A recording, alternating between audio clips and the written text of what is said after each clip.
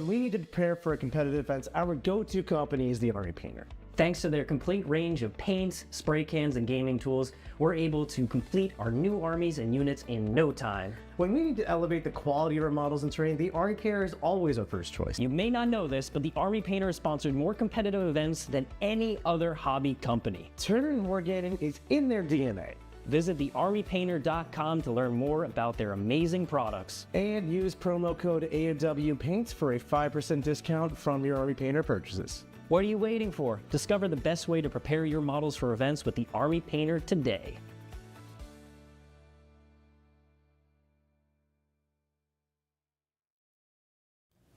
What's up, everyone? Welcome back to another exciting Art of War tier list. Mr. Jack, happy Mr. John. Tuesday. You know what we do on Tuesdays, right? Oh, it's my favorite day of the week. We do tier lists on Tuesdays. I do like me some tier list Tuesdays. Welcome, everyone. If perhaps this is your first time on this channel, well, this is a tier list. We're going to be ranking every single datasheet in the Adeptus Custodes Codex, but you know what? Just because we also included the Custodes Index from Imperial Armor. Because, you know what? We want to include all these Forge World units as well. There's also only like 12 to 14 data sheets. I forget exactly. I counted last night when I made the tier list, but I don't remember now. Actual data sheets in there, including characters, and I'm like, yeah, you know, we're looking to give a comprehensive look at the army. Absolutely. And just setting the stage, yeah, I mean, the Custodes Codex, if you want to get our impressions of the whole thing, you can watch our review of it. It's on our channel. Generally, not great compared to the index. But that does not mean that every data sheet in it is also bad. People made that mistake with AdMech as well. A codex being suboptimal does not mean every unit is bad. It's just not how codexes work. So we're going to go through and we're going to review every single unit in the new context of the codex, and we're going to see what are your staples, what are your naples, never staples. I wouldn't really think that one through. Where is everyone sitting? Yeah. I'm really excited for this. I love me some Golden Boys. We have also gone through and we've discovered some gems of the Custodes datasheets before. We have in the past. Notably, I think the last time we did the Custodes tier list, Custodes unit tier list? The one in 9th. The one in 9th. Yeah. So the one before last or whatever. Yeah. We were reviewing it, and we got to the regular Contemptor Dread, and we were making fun of it, and we were mogging on it, and we were like, this guy sucks. He's just a Dreadnought. He's just a Dreadnought. And then we literally were like, oh wait, this guy's crazy. And then we took 3 of them to WTC. Yeah. So, yeah, they were pretty good. Also, this is an army I have a lot of personal experience with. I've played them extensively before the Codex, and I've played several games with them post-Codex, so I'm excited to give my full thoughts on the army. Indeed. And Red Rum with a €5 super chat says, too bad I have to switch off the video. No Canis Rex in the pictures. How dare you? Well, I think we've done an Imperial Agent tier list already. We did, but we should have put Canis Rex in there. We should have put Canis. He's a very good Imperial Agent. Yeah, Canis. I know our Custodes Discord is popping off with Steve, because there was a GW put out a big article with a bunch of people from GW painting their own models, their own Custodes, and one guy painted a knight in gold and added it to his Custodes army, and it said by Steve. So our Custodes Discord is heralding him as the creator, as the prophet. Heck yeah, it's very funny. I think it's great. Yeah. Stephen Horowitz, member for 23 months at the War Room Gold, says, I don't see Custodes' real best datasheet Draxus on there. I swear Draxus is in here somewhere. You would think so. She basically is a Custodes unit at this point. Yeah, well, you can look at our videos and our games on our channel, and you could probably see how many times we take Draxus, and you could assume that she meets the gold standard. Yeah, Draxus would be the best unit in this codex. If she were printed in the codex, she'd be the best unit in my opinion. She's crazy in Custodes. I love her. I feel like I couldn't rate her well, you know what? We'll get to some of those units that when we get there, right? Custodian Guard? That's what I was about to say, yeah. Like, I just couldn't just do that. Because I've seen her attached to other units. You've seen her attached to other units, but like I don't love. Well, we'll get to it when we talk about guards. Right? we'll talk about Draxes when we get to guards, so Absolutely. don't worry, you'll get that. Ryan G, $5 super chat says it seems like GW is moving away from uninteractive rules/abilities. Would you guys agree with Custodes losing fight first, cyclics going away, etc.? I don't think either of those are uninteractive rules or abilities. Uninteractive is like Eldar run out, shoot you, run back behind a wall. Cyclics, for example, are certainly not uninteractive. Oh, I felt very interacted with. Yeah, they interact with you really hard. They were too good. So Yeah. I don't think either of those are really uninteractive mechanics. And to be honest, fight first was less important to me in Custodes than -1 damage. Yeah. Because a lot of the time, if you're the active player, if you're the player with the turn, you can play around to fight first by like blocking who gets to fight where or choosing the fights. I'd rather be the player with the active turn than the person with the reactive fights first, personally.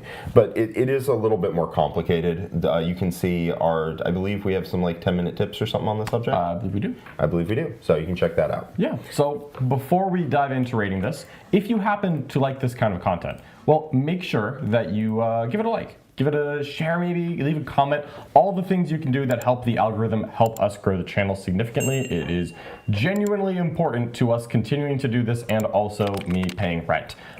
Two equally important things, I think we can all agree. I really like paying rent. So Absolutely. Love it. It's my favorite thing. Yes, my absolute favorite. I do it even when I don't have to. I do not. I just find apartments and I pay rent on them. It's fun. Madman. All right, so let's go ahead and start diving into the actual data sheets here. Let's do it. We're starting off with the Black Library Special. This one is Valerian. So Valerian, when the Index first came out, we kind of thought he would be crazy. Armor of Contempt against melee attacks, and then he himself is a pretty decent beat stick character. He rerolled a hit, wound, or saving throw every turn, and once a game flipped him to a 6. So when you really need him to go off, he'd get his sustained hits and do all of that. Unfortunately, he just wasn't that necessary. Unfortunately for Valerian. Yeah.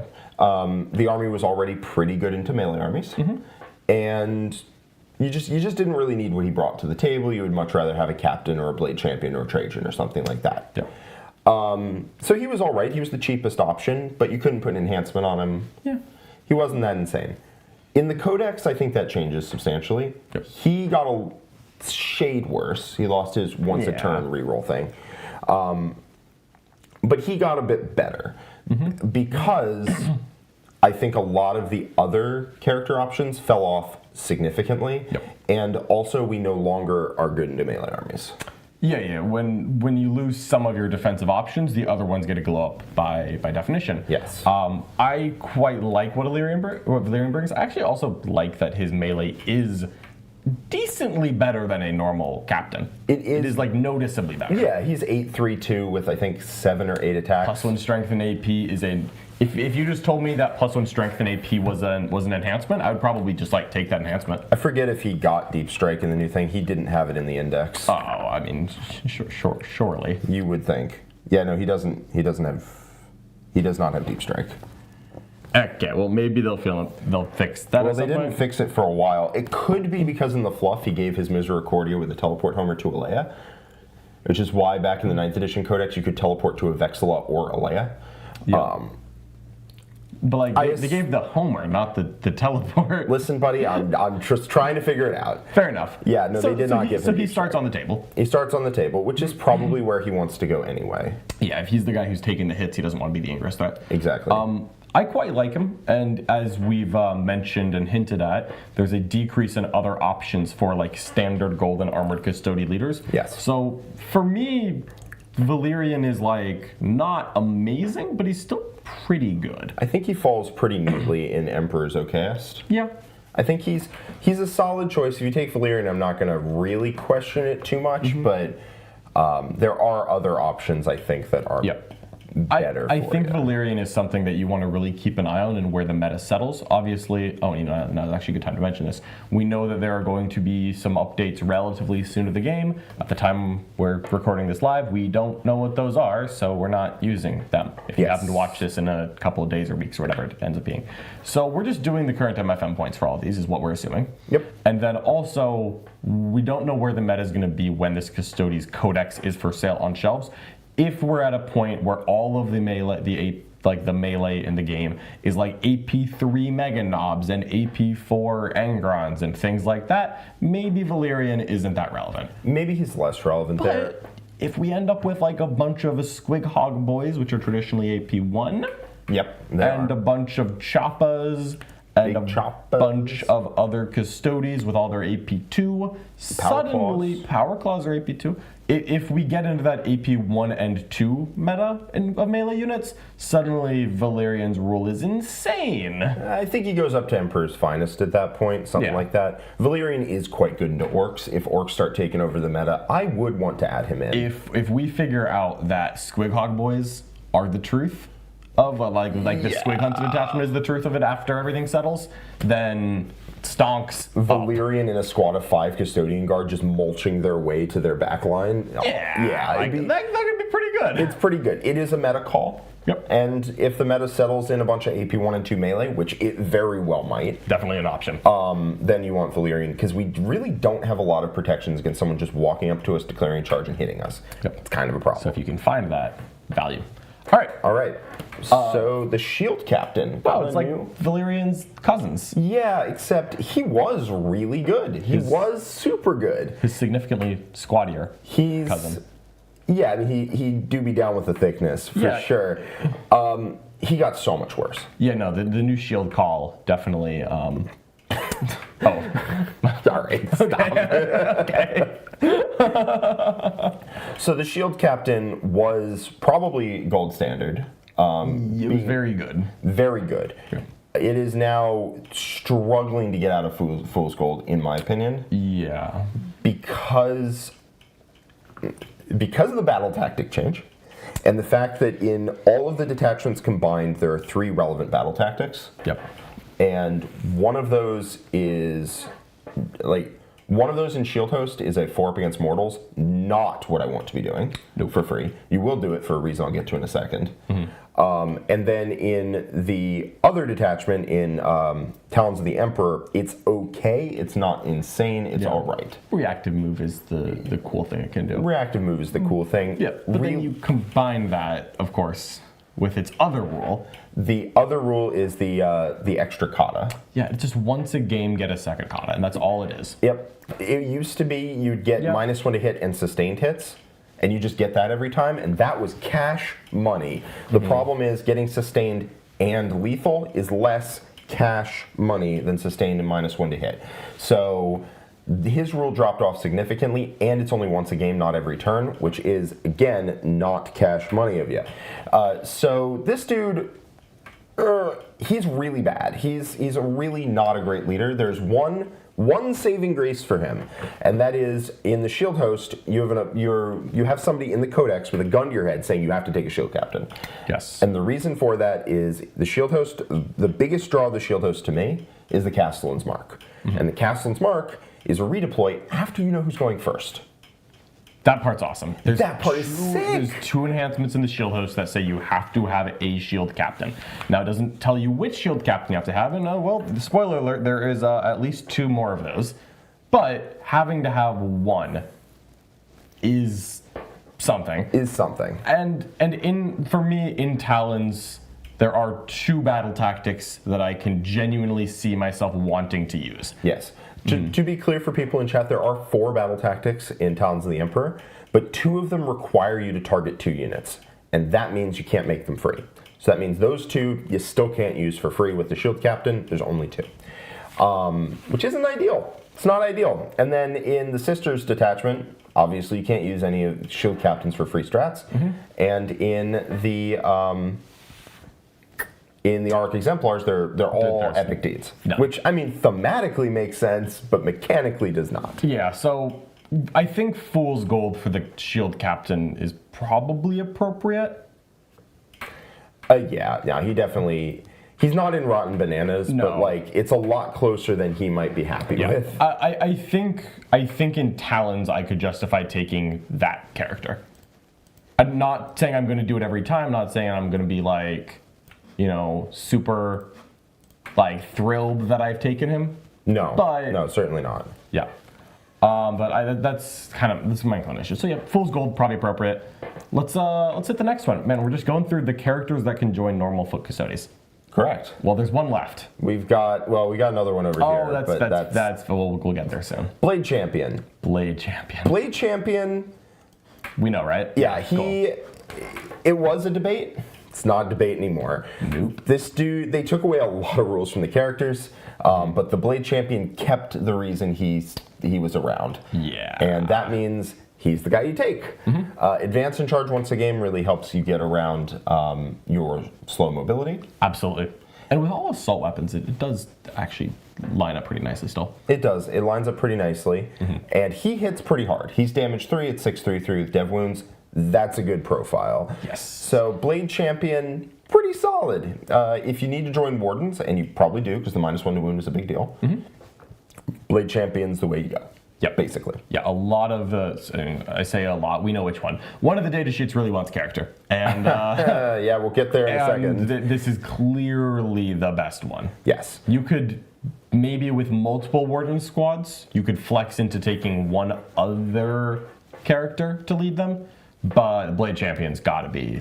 He's the A+ like character that can join a unit. My BFS list that I'm playing this weekend for a teams event that we're going to, has a Blade Champion, a Shield Captain, and Trajann. Yep. And my new list just has 3 Blade Champions. Yeah, I think that's completely fair. Advance and charge, massive on just projecting threat. And then also, I even if it's not as good as rolling advances, which I would have liked to have kept, I still like reroll charges a lot. Reroll charges does make me feel much more comfortable. It does, for sure. I liked the ability to roll the advance and then speculatively just re-roll it for free, and then find out if I want to move out and charge. 100%. But yeah, and the free heroic was nice, but the reason you took him was for advance and charge, and that has not changed. Yes.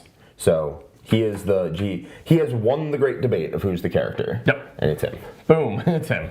All right, let's get on to another Shield Captain, one who perhaps was overlooked in the past, and stonks have gone up. Yes. The next 2 Shield Captains are ones that I would really consider just taking solo. Yeah. Personally.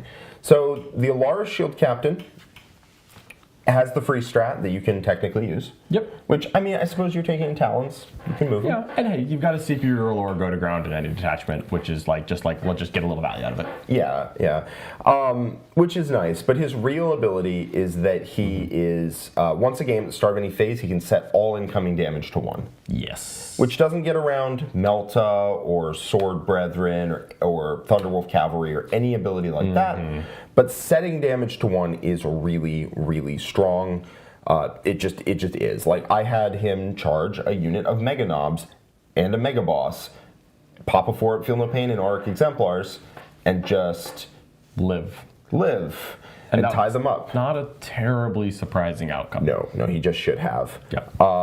So I quite like him. He's not gold standard. I've played a few times with solo Allarus captains. I've played, I think, 3 games with solo Allarus at this point, with multiple. Probably best in Auric, I assume? Yeah, he's best in Auric Champions, or whichever. It's either Auric Exemplar or Auric Champions. But he's best in the character it's Auric Exemplars. I think it's Auric Exemplar. It's Auric Champions. Oh, is it? All right, well, we're both wrong. Here we go. So anyway, yeah, he's his best in Auric Champions. There, I think you are priced into taking like 2 at least. At least, yeah. You can take more than that if you want. I'm not going to really say anything against it. Still a Custodes character in combat that can take all of the enhancements that a Shield Captain could take. He's tough. He's a lot of wounds. Yep. T7, not a super relevant breakpoint, but sometimes it is. There are problems with that he has, right? Yep. He is pretty tough, but if you just throw a grenade at him and tank shock him, he's dead. So you do have to worry about that quite significantly. He is toughness 7, which is nice, but a grenade and a few attacks, and suddenly he's dead. If you pop your set all damage to 1 in the shooting phase, and then they target something else and charge you, you're dead again. Because it's popped at the beginning of a phase? Beginning of a phase, last for the phase. It's like Wardens. Yep. So he does have some issues. He's also a little bit pillow-fisted. He's 140 points currently. We don't know if that'll change. That feels a little high to me. It feels like the thing he does you kind of want, but there's a reason he's not ending up in gold standard. I think he's in Emperor's Finest. I'd agree with that. He's not mandatory in every detachment. I think if you're taking Auric, you just would take you would take the Allarus Captain.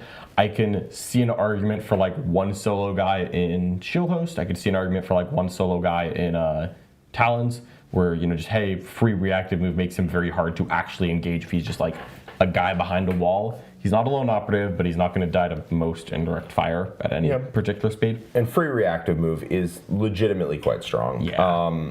Just treating them as though they just have a 6-inch reactive move it's good. Yeah. It's you good. just like have that on just boop. And straight. if you do have multiple shield captains, they move in range of the first one, pay a CP. They move in range of the second one, free strat it, and both of them have moved, which is nice. I was pleasantly surprised by them, I think is where I'll put that. Yeah. They do have problems, but I was pleasantly surprised. Yep, I like it. Speaking of things I was pleasantly surprised by, solo bike captains. Okay. So their ability got nerfed, kind of out of nowhere. Now instead of moving at the end of any fight phase, they have to move at the end of a fight phase in which they have fought, which is substantially worse. Yep, no more jetting out for free, but you can still go out, hit something, go back. Correct. Or your opponent can charge to get on an objective, which is something that happens, and then you leave. Which both of those things are something I've done. Yes. Recently. Yeah, that rule is still pretty good, and it doesn't require leading a unit. It does not. It does not. It just says this model's unit, etc. The rest of his rules basically do require him to lead a unit. I think he consolidates 6 or some nonsense. No longer. No longer. Oh, that's right. They took that off. Yeah. No. But it's that rule, and then it's just free strat, which, as we have discussed, is of questionable usefulness. Although I will note that most of the battle tactics you can make free are not infantry locked. So like the reactive move is not infantry locked. No, it's not. You can reactive move a Caladius. Like it's up to you. You can reactive move an Ares. You can reactive move anything. So it's fairly cool. He's fast. He does hit hard, a little harder inherently than the other captains because he has Lance. He's weirdly enough less durable than you would expect because he's only toughness 6. Yeah. I really just don't get that. I don't understand. This is a brief diatribe. They made the bikes as durable as a shield guard. I don't get it. They should at least be toughness 7 by rights, but whatever. We're moving on. We're rating the units that we have, not the units we want. Yep. He's still not durable. Still a Custodes character. Still a Custodes character, and he is as expensive as an Allarus character because they went down in the latest balance update. We'll see if they go down afterwards. We don't know. He's not that expensive. In Arc Champions, a 4-up Feel No Pain is pretty good. He comes with Lance. Yep. So means he doesn't need the rule. He doesn't need the rule, so someone else can have it, so you can fight in 2 places and then reroll hits and wounds in 2 places, which is good. I think a solo bike captain is going to end up in either of these tiers. Yeah, I think it's very, like, does your detachment support this? But even so, I could actually, again, I could see it. I'm okay with Emperor's Finest. Honestly. I honestly think he's better than the Allarus Captain now that I'm thinking about it. I like the damage 1 defense a lot. So I get the damage 1 defense. I've found it way too easy to get around that, personally. Whereas just being faster helps you engage on your terms, then you can come back. Right, like going out, killing an aspect warrior squad. Major grenade privilege. Major what? Grenade privilege. Grenade privilege, yeah. Sorry, Turned player. But he runs out, shoots. You take bolters on this because you're just skirmishing. You shoot a squad of aspect warriors, then you charge, kill them, go back behind a wall. Elder are like, wait, that's my thing. Yep. Yeah.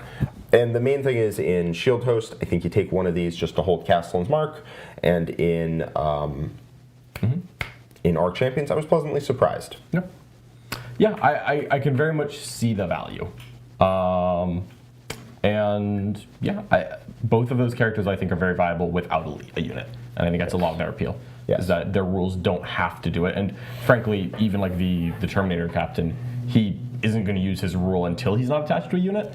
So like, you might as well take him without friends. Yeah, interesting design decisions there for sure, but it is what it is. Okay. All right, we've got some super chats here. We got a hyper-intelligent 40k playing grizzly bear.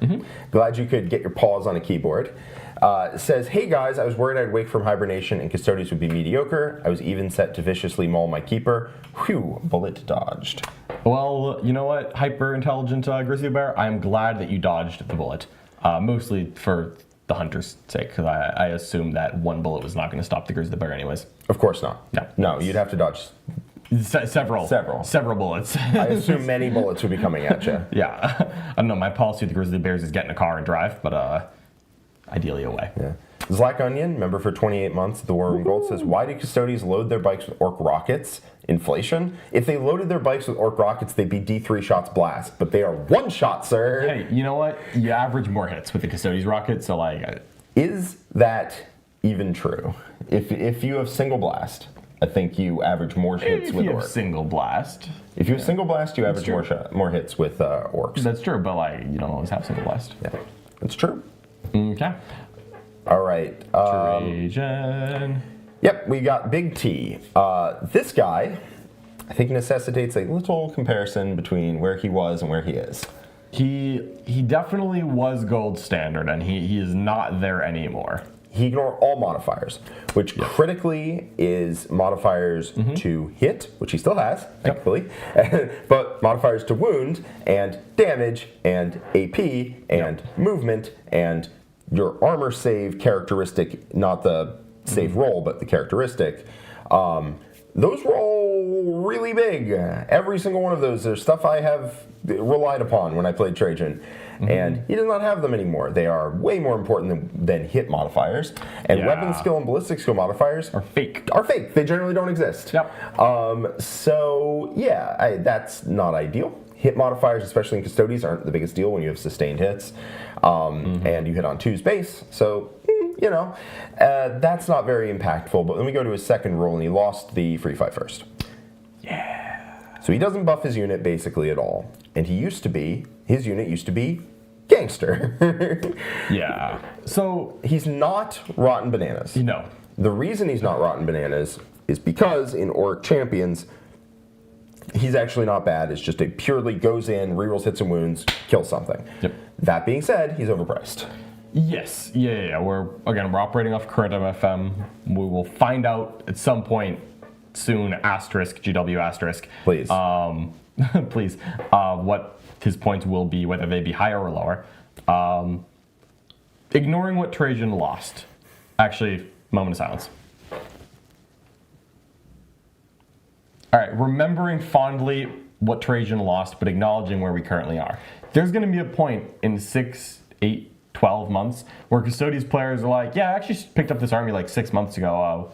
No, Trajann's pretty good. Why? What do you mean? What did he have before? And with that in mind, what Trajann does is he still hits hard. He is still tough. He doesn't really buff his unit as much anymore. No. Trajann is now taken for Trajann. He's not taken for the value he gives to his friends. What he does is once a game, he charges something, he goes to 12 attacks, and he hits them really hard. Yeah. And that's not terrible, but he's certainly not worth it once he's popped his 12 attacks. Yes. And while you theoretically can do that twice in Arc Champions, I have not even come close to doing that because you have to find 2 CP on the turn you go in, not the turn you like to do it. So that just doesn't happen. Yeah, I very much think that Orc is the only detachment I'd be interested in Trajann, because that's where I can justify him solo. And if you find those 2 CP, pop off. I'm sure sometimes it'll happen. Sometimes you'll even find it the 2 CP so that you can pop 2 up Invuln twice, and Angron will weep salty, bitter tears. Yeah, Angron wouldn't like that. Angron wouldn't like that. But yeah, it's... So, this is where context matters. Yep. If we were just ranking him based off how he is as a leader... Yep. Fools. He's worse than a captain, in my opinion. Yeah. Current points, probably true. But if you're ranking him how he is based off a single model in Arc Champions, he's here. I'd agree with that. If you're once you get to the point of I am playing Auric champions, Trajann is a perfectly defensible thing to take. Yes. He's just not a good leader anymore. Yep. And that means you're probably not going to see him most of the time. But I have found room in my heart for him in my Auric Champions character spam list that I played a couple times, and he wasn't bad. Yep. He did murder Vol's entire unit. That is something that most people don't do. That's true. He walked in with sustained hits, 12 attacks, real hits and wounds, +1 to wound, and went, you're dead. And that's nice. That is something I wish I could do. Well, you can't. Okay. Trajan can, though. Trajann can. So we got some super chats here. We got Red Rum with a €5 super chat.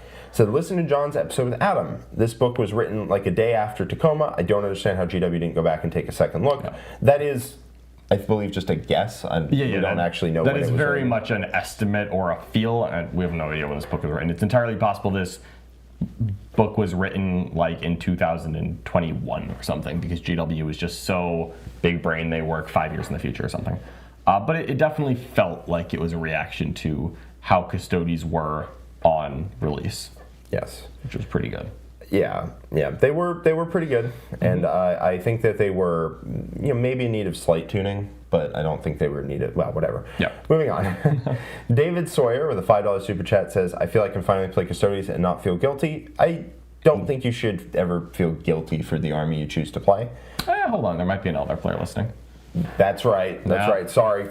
Sorry. We're kidding, Elder players. You're welcome to. We're kidding. I think that there's a certain amount of gatekeeping that's in there of like, oh, if you play X army or Y army, you're like a bad person or something. People feel the need to defend. No. Oh, every time a good codex comes out, everyone's like, oh, I actually played this army back in 4th edition. Yeah. It's like, you don't need to justify yourself to me, man. That's fine. I was a bad person far before I picked up Harlequins for the first time. Just didn't know. It's true. Yeah. Thank you for the super chat, everyone. Let's, I believe that has gotten us past the golden characters. That's right. We've got the smaller golden characters later. Yep. So, we've got Custodian Guard. They're pretty good. They pretty good. They're good. I have a complicated opinion about Custodian Guard. I think if the... Can I make a prediction? Yes. They are simultaneously good and they're not. You're gonna quit me. Not quite. Not quite. All right, hit me. The unit with Draxus is nuts. Yes. The unit without Draxus, I don't like. Okay. Without Draxus, they're very fragile. Mm-hmm. Like, I know they're toughness 6, 2 up, 4 up, 3 wounds. Yep. They are still very fragile for their points cost. I found that even now, or before the Codex releases, that they're still quite fragile. Yep. Draxus at least gives them some ranged damage output to turn them into a hybrid shooting melee unit that doesn't have to commit right away, which is very good. It's the reason why I think Draxus is better than Custodian Guard for whatever weird discussion you can have about that. I think that Custodian Guard are fine other than with Draxus, where they're nuts. Yep. That being said, I think that's more Draxus's fault than it is their fault. I would end up putting them, honestly, in Emperor's Ocast. Well, I was about to put them in Gold Standard. They're just fine. Like, I've played a lot of games with Custodian Guard. They are just fine. If one of them makes it into every single list in every single detachment... I mean, if we're ranking Draxus plus Guard, then yes. I think we're ranking the highest potential of the unit. And we can put the asterisk of, the first unit's Gold Standard and the second unit is Emperor's Ocast. Yeah, I mean, the reason I was having a discussion about whether that's Draxus or them is because I think that's just Draxus does the work there, and they're just her backup dancers. Yep. To me, personally, it feels like Draxus would end up in Gold Standard. That the actual unit of Guard themselves would end up in Emperor's Ocast. But, like, I feel like you've got to rank it in the context of what it's going to be. Because what it's going to be is a Guard squad with Draxus. Because we've talked about this in many videos. Guard plus Draxus shoots way harder than it looks, way harder than it should, way harder than it did last time. Dear God, why am I dead? Yes. Always, every time. I would put them in Gold Standard, and we can window dress it as like the first one is Gold Standard, because like the first one does have Draxus. No, the first one is the best unit in the book for sure. Yeah. And yeah. So all right, fine. Let's let me just put it. Yeah. There are always going to be people in chat or not in chat. In chat, you're great. I love you all. You're great. Well, not you. Not you. What? You know who you are. Oh my goodness. But you're great. You're watching the video. There's always people in the comments who are just like, I didn't watch the video, but this seems out of place. That's fine. So they can watch the video. That's true. They can watch the video. Yeah. The first unit of guard is the best unit in the book because Deal. Draxus plus guard is nuts. Draxus plus guard is the best unit. You take it. I put it in every single list I've written for Custodians in the last year, and it has always consistently been the best unit on the table. Yep. It shocked me how good it is every single time. The second unit is deeply mediocre. Second unit is Emperor's Ocast. Yes. No problem with that. The second unit of them is like here. It's better than the characters, but it's just a fine unit that is very honest about what it wants to do. Yes. It wants to move 6 inches. It charge wants you. to punch you, and it'll hit pretty hard when it does, but it'll die pretty fast afterwards. Yes, you got it. Frank, you got it. Frank. All right. Before we move on to the next one, we've got a couple more super chats. We do. We've got Zach Onion saying, how do we get GW to show George R. R. Martin how to write so his books are done 3 years in advance instead of 14 years late? Well, they actually had a deal behind the scenes, but then they canceled it. So sorry, you didn't know. Yeah, just never gonna happen now. Yep. It's all right. Maybe It's unfortunate. yeah, maybe George R. R. Martin will write the sequel show in 2035 to the hit Amazon series. I don't know. Then George Lucas will come in and write the prequels. We got Thomas Martin here. $5 Canadian super chat says, every time you throw Alex under the bus in teams this weekend, please say, oops, sorry about that, eh? All right, yeah, no, I'll get that practice, Thomas, because ideally it'll happen 5 times. Oh, man. Can you Our imagine? wonderful, and this, of course, in reference to our wonderful friend Alex McDougall, fellow Ardmore coach, Doogs, who will be joining us at the BFS team tournament. Yeah, very excited for that. I love playing on Team with Dukes. I've only done it once Didn't before. see you there, buddy. Oop, down into the red matchup. Oops, sorry about that, eh? I'm actually okay with a compromise that people in the chat have suggested, which is you split the difference. Just put in Emperor's Finest. Just put it in Emperor's Finest. We know that one squad. We know their gold standard. That one squad is the best unit in the book. You know it's there. You know the it's there. second squad is all right, and that's where it is. All right. Wardens, on the other hand, Wardens are pretty good. Wardens are pretty good, and they're still pretty good. Yep. The Warden data sheet is exactly the amazing thing it was before. Yes. You're going to use less stratagems on it, but it is tough. -1 to wound helps so much just because every, increment of damage reduction you can get right before you pop that fork, feel no pain the one time it really matters. So good. It is so good. I will say, as the guy with the Wardens, they feel less durable than before? Than I've heard them described as. And yet I never kill them. You never kill them because I've layered the -1 damage and the 4 feel no pain in different phases and kept them alive. You don't have the -1 damage anymore, which means they are more fragile than before significantly, but they're still Tonka tough, and that helps a lot. It helps so much, in fact, that I think you still run a bunch of them. Yeah. Which means that I think they land right up in here. I think datasheet to datasheet, I think they're better than guard. I'm just going to rank them here. I was going to put them in gold standard. Like, you just take Wardens in basically every list. They feel... I haven't taken Wardens in my last couple lists. Interesting. In in Auric, right? Correct, in Auric. In non-Auric, would you... I did also find them to be somewhat less good the times I did play them. They weren't as good as they were before, which sure. I get it. Yep. That's kind of how things go. They definitely feel like they aren't cracked anymore. I feel like they're one of the best data sheets in the book, though. I mean, if we're ranking on a curve, then I'll put it up there. Well, yeah, I mean, we're ranking compared to the Custodians. That's true. No, that's true, which we are. Yeah. In that case, yes, it is just the infantry unit you take. Yeah, like it's the best infantry option, and if you are doing Auric champions, perhaps not. Anything else, you're taking like minimum 2 Warden squads, right? Yeah. I can very easily feel the argument for 3 still, but minimum 2. Yeah, I mean, if you're running any of the detachment other than Arc, I think you do slot at least 2 units in. Yeah. If you're running Arc, you probably don't, but that's more of a... That's an Orc thing. That's an Orc Orc's thing. a little different. Orc's a little weird. Every game I play with Orc, and I've played several, I get to the end, and I feel like that scene at the end of Burn After Reading, where they're just like, what did we learn? I don't know. I don't know either, man. Like, I get to the end of the game, I'm like, that was a game of Warhammer, and I don't know what to take from it. All right, on to the next.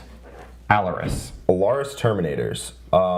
They are a unit I would really love if they went down in points sum. So this would probably change if they went down in points sum.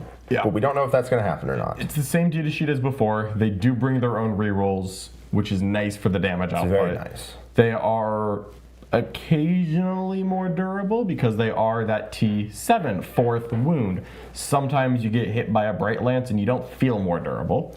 Sometimes you get hit by like Orc Rockets and you feel so much more durable. I'll be 100 with you. I think the thing that makes you feel not durable is damage 2. Yep. Damage 2 just rips through this unit like just a hot knife through butter. Yep. Which is definitely a problem when they are 65 points a model. Yep. If they go down, I'm all about it because it is a hybrid shooting combat unit in several of the detachments. Yeah. In Shield Host, you can give them Ignores cover for an enhancement, and you can give them sustained hits in shooting. That's not bad. In Talons of the Emperor, you can +1 strength, +1 AP, and that's really not bad. And then they reroll wounds in shooting. They're a hybrid shooting melee unit. The problem is, at 65 points a model, they're just overpriced. A little bit, yeah. Yeah, especially now that they don't have, defensive mechanics, which is a problem. That being said, I think they are so close to worth it, man. They are. They're on the right side of the midline, but not by a lot. No, they're either going to go bottom here or top here, and I think they're going to go top here. I was going to go top of Emperor's OKS is where I think they end up. They're so close. I just want 55, 60 points a model, something like that. I think 55 would be fine. Yeah, maybe 55 or 60. Yeah. They're close. I love the reroll wounds. I love that they can aggressively get reroll wounds because sometimes Warden you have a little bit of a damage output problem. Sometimes Guard you have a little bit of a wait, I want to kill something off of my objective in combat problem. Yeah. Allarus will mess you up. I like that Allarus really messed things up. Yeah. Allarus are definitely. Yep. They will kill you if they get into combat with you. They really will. Indeed, they will. So I think 55 points, and I would be like super jazzed about them, and that would actually be a very unique thing you could do in Talons of the Emperor. 55 points would be I'm taking a lot of them. I'm taking several. 60 points is I'm putting it on the table and seeing how I feel. I think 65 points is like definitely on the inefficient side. Yep. Like it's definitely on the too expensive side. It's good, but I'm paying a little more than I want for what I'm getting. Yeah, they're significantly too expensive. I think 55 would be a good number for them, but who knows? We'll see. My guess is they won't change. Right. So next up we've got bikes. Yes. A lot of people's first love for Custodians back when bike spam was a thing. The bikes are just damn cool, man. They're just damn cool. Damn Those models are damn cool. The models are great. Yeah. They feel like something different than just a dude riding a Harley. And yeah, they feel a lot worse than that.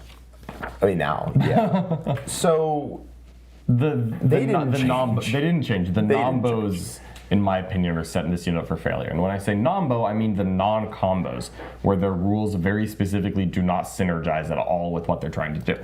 Well, you have 2 rules, both of them key off of advancing. One gives you a flat 6 advance, one once per game. You can fly over an enemy unit, and for each model in your unit on a 2-up, you do 2 mortal wounds, but you have to advance to do it. You can't do it against monsters and vehicles.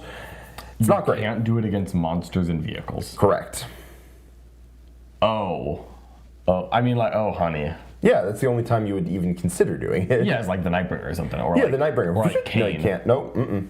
Oh, okay. No, they're terrible, dude. Like, they're really bad. Yeah, So, like, for what a bike is, which is it 4 wounds still, or is it 5? I don't know, they're 4 wounds. Okay, Toughness so it 6. is a less 6. durable Terminator that has lance and is faster and has the salvo launcher instead of the various shooting suite of the Allarus. And then its rules are not giving it a lot of oomph. I don't even know how many points they are, but I know I know where it's going. We all know where it's going, John. The only reason to take these was you could put a captain in there, move a unit out, and get a charge into something that, like, your opponent just no way that they could predict you're going to get that, because you move 12 and then you move 12 and charge. You can't do that now, which means this unit is not good. It's really bad. Yeah, if you could get a 1 CP something, a once a game advance in charge, an enhancement of advance in charge, honestly, I would even accept. I wouldn't be happy. I would be somewhat accepting of a 1 CP advance and shoot. But there's no, once you use their rule of flat 6 advance, you are done activating your unit for the turn. Put them where they are and you're done. And they're 75 points a model.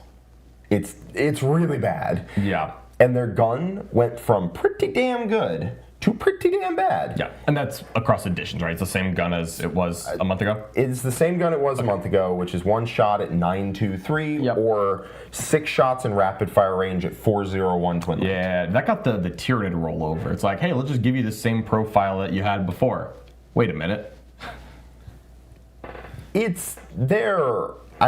Strictly speaking, awful. Yeah, put them where they belong. You've got control of the mouse, Jack. We know where it's going. They're very bad.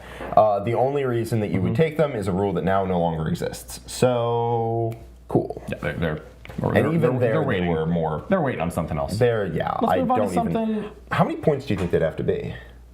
They're 75 at the moment? 75. Purely from a go fast, hit something, ignore the fact that they have datasheet rules. Yes. I think if they were 65 points a model, they would be better than Allarus are right at the moment. If they're the same cost as Allarus, I would rather have... I actually don't even know about that. I like go fast. I like go fast too. I think 60 points is roughly where they'd have to be. Yeah. I don't know if I would take them at 65 because that just makes them better than Allarus, a unit I also don't take. Fair point. Good point there. I don't know. I mean, like, legitimately, it might have to be like 55 because they're not. They look durable. They're just not. They're not. Again, if we're just making up like points cost for them, another thing to consider is that I think that they get more out of a bike captain than Allarus get out of an Allarus captain. True. I think at 65 points a model, I'd be willing to buy wounds for my captain. I do think that if you get to a point where you could, theoretically, they get a bunch of points decreases, and you could run a bunch of bikes all with captains, that army is interesting. I don't know if it's good. Yeah. It probably isn't, but it's interesting. Mm-hmm. It depends on the points cuts to determine whether it's good or not. Because you fly out, you hit something legitimately pretty hard, and then you try your best to get back behind terrain, which is not always easy. They fly is much worse than it used to be. Yeah. But it's not easy to get behind terrain, but you can theoretically do it. Yeah. Kill something, get behind terrain. Next turn, a different unit goes out, kill something, gets behind terrain. Your opponent might not have very much fun with that. Might not. So. 65 is when I'd look at them again. So 30-point decrease for the unit, but that probably still wouldn't get them over the line. 60, I think I'd play them at 60. I think I would also want the shield captain to get cheaper. I think at that point. Yeah. Like if that unit's 300 points, I could be like 60 points and 120 point shield captain. I'd be like, all right, I'll slap that on the table, see what I think about it. Mm-hmm. Anyway, all right. The Contemptor Dreadnought. The Contemptor Dreadnought. This guy. This is going to have a very polarized opinion between the two of us. Okay. I'm curious where you think I'm falling on this. I think you think it's quite good. No. Really? The regular Contemptor? Regular Contemptor? No, I don't really like it. No, I think he's pretty bad. I love his rule. Yeah, his rule's sick. The problem is he has very low damage output. Yes. He is quite expensive. Yes. And he moves 6 inches. Yes. He costs too much for him to move 6 inches and just do his thing. Right. Now, the 2-up stand-up with D6 wounds, dear golly, is almost like he's an Eldar character if you think about it. I almost got him there. That's cool. He costs too much for that, because 1, I will roll a 1 at some point. I rolled 1s on Celestine. I'll do it again. Yep. I don't like his damage at all with absolutely no forms of rerolls.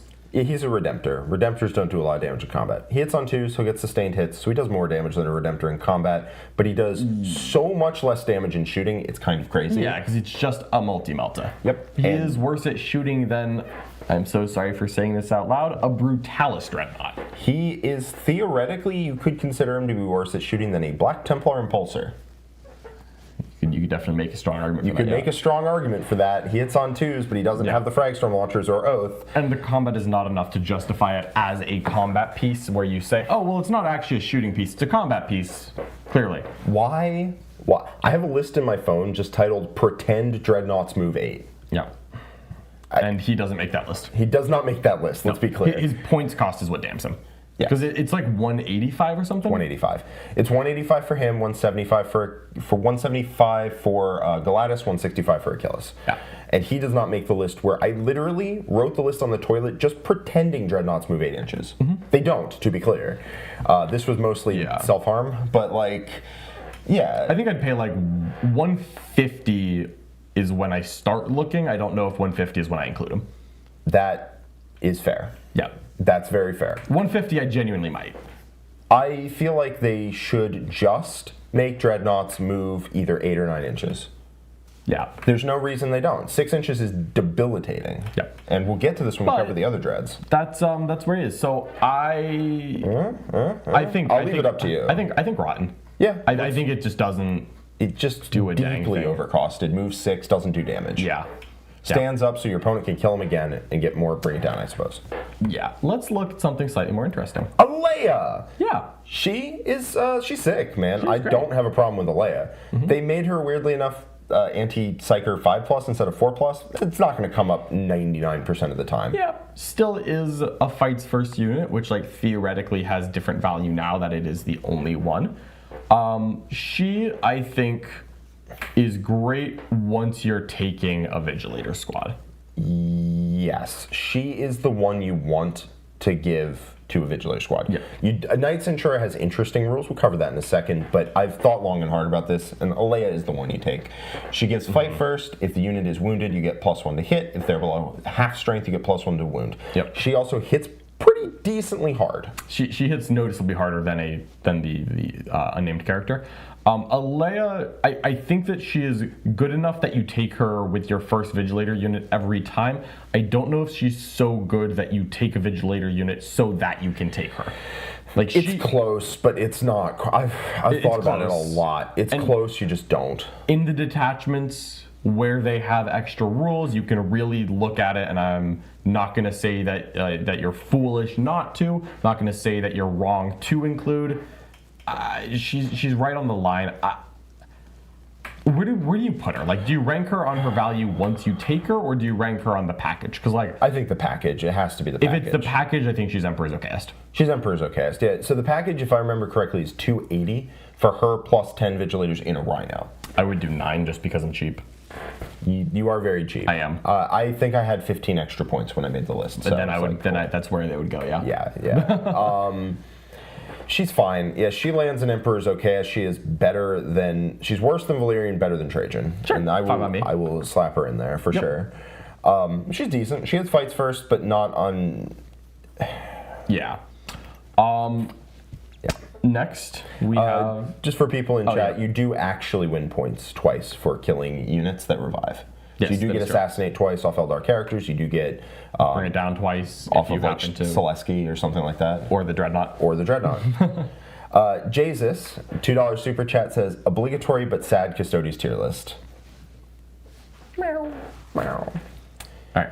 Let's talk about Aleya's friend. Yep, who the definitely Knight has a name. Centura. Yeah. The Knight Centura. So the Knight Centura has combat that's okay. It's nothing to write home It's about. a Vigilator with like an extra attack and map skill, right? I think it's 2 extra attacks, but yeah. Oh, okay. Then she has some weird, if your opponent falls back from you, they have to take Desperates, which if they're falling back from Sisters, what's going on here? Yeah, the idea is that you tag it with her and a Warden squad at the same time. You really lean over and look at them. I feel like there are better ways to kill your opponent than that. You like by hitting them with Custodes? Yeah, the real reason you would take her is she gives her unit +2 move, +2 advance, +2 charge. That part, I like. That part's sick. Yeah.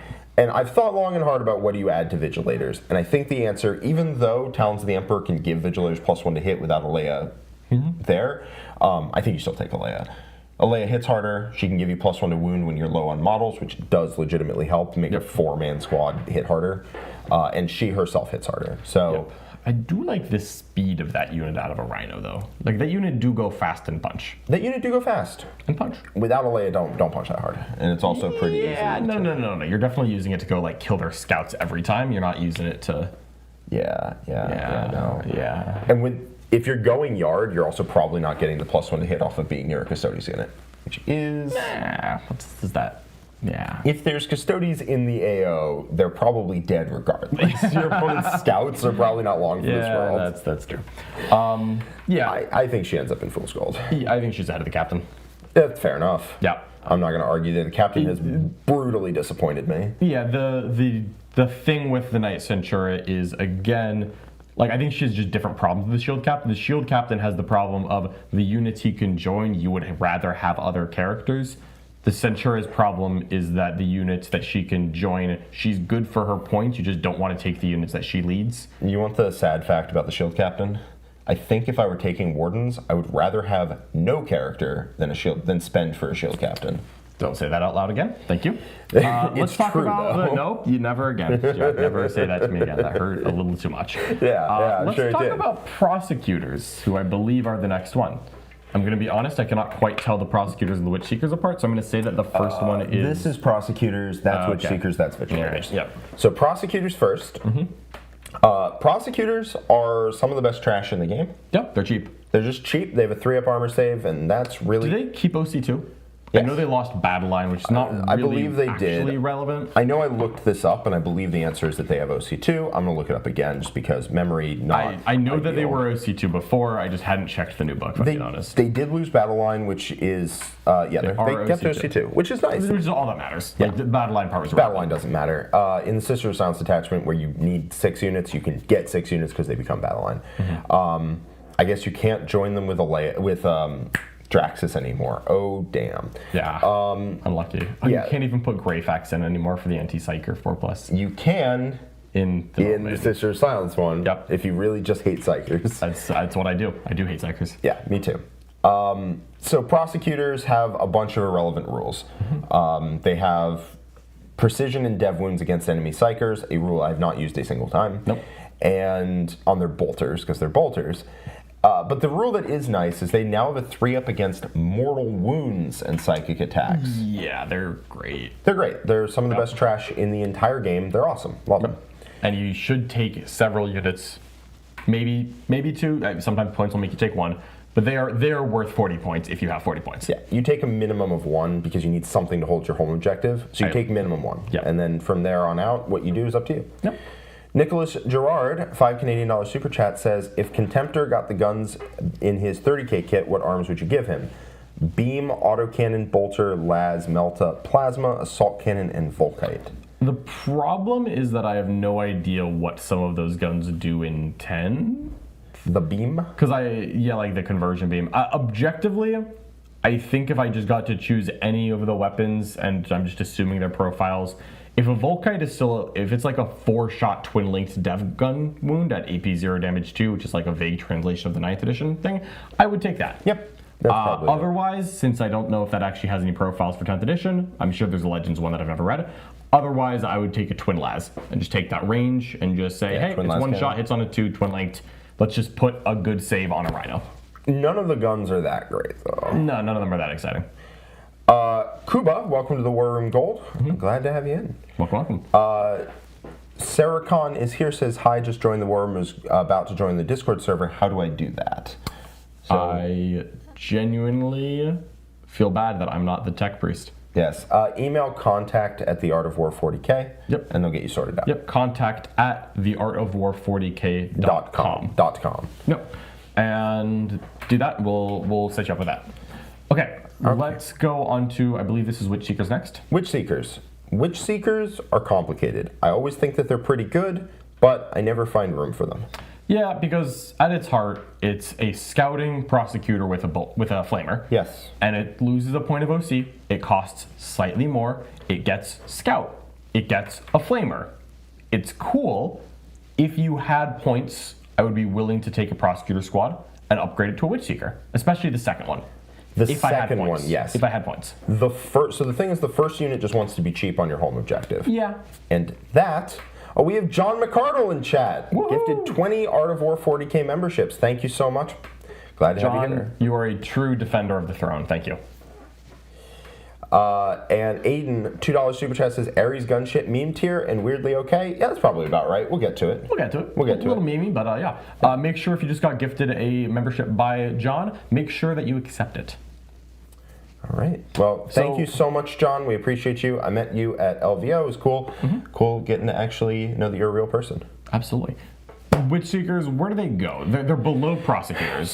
So the problem, again, is that you have Prosecutors for your home objective, and I don't want to upgrade them. Yeah. And then if I have a second Prosecutor unit, which is an if, do I want to find 10 points to make it either a 5-strong Prosecutor unit or a 4-strong Witch Seeker? It's probably the Witch Seeker, but those points are hotly contested. Yeah. If you happen to have the points, I think it's worth the upgrade, because like Scout on a trash unit, on one trash unit is good. And I also do like a trash unit that is capable of messing with like just like other trash, instead of literally not interacting with them. Yeah, I think they end up in Emperor's Finest. Yeah, that's fine. They're a good unit. They're a solid skirmish unit. Yeah. They scout the rhinos up, as Andy B was talking about. They do scout the rhinos up, which is not terrible. They're a solid unit. All right. Vigilators.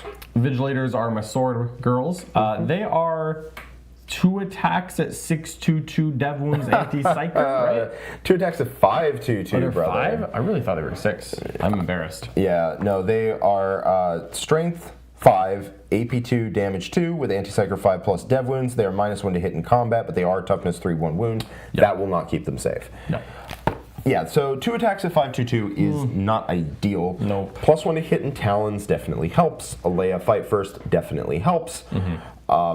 If you have the unit of 9 or 10 of them plus Aleya in a Rhino against melee armies, you're going to like that you have them. Yes. Against anything else, you're probably not. Against Stormbolters, you're going to not like that you have them. Grenades, luckily, don't get through the unit that quickly because you have that 3-up Feel No Pain, which very much helps. Yep. Personally, I would land them in Emperor's okay. I think they were just right next to Aleya. Yep. Better than Trajann. Yeah, they're fine. They're not exciting. Yeah. Even when you stack all the buffs on them, you get them to like, oh, that's pretty cool. Yeah, you get that too. That's cool. Like against Nick, when I played them into his demons, they got to a, oh, that's cool, and then one flamer that happened to not be psychic killed like 5 of them, and I was like, cool. Yeah, that's a problem. It was a real problem. It was a real problem. The Rhino. Let's talk about the Anathema Psychana Rhino, the last Anathema Psychana unit. Yes. I mean, this is just a Rhino with the 3-up against Psychic and Mortal Wounds, which means that it is a better Rhino that just happens to have very limited transport options. Unfortunately, the transport slot very limited on the data sheet does hold back the 3-up Feel No Pain against Psychic attacks and Mortals. The nice part of a Rhino is that in Talons of the Emperor, it gives all the buffs to the nearby Custodes. Yep. Which is legitimately pretty good. And with Witch Seekers, it does get Scout. So you can have a pretty cheap package of 125 with 4 Witch Seekers and a Rhino. Scouting up, you have 2 units to go do things. It's fine. Rhino is also like generically durable for what it is. For its points cost, I should say. Yeah. Like a Rhino is not expensive. No. At all. No, it's pretty good. It's pretty solid. I would probably put it right next to the Witch Seekers. I would actually put it above Aleya. Oh, fair enough.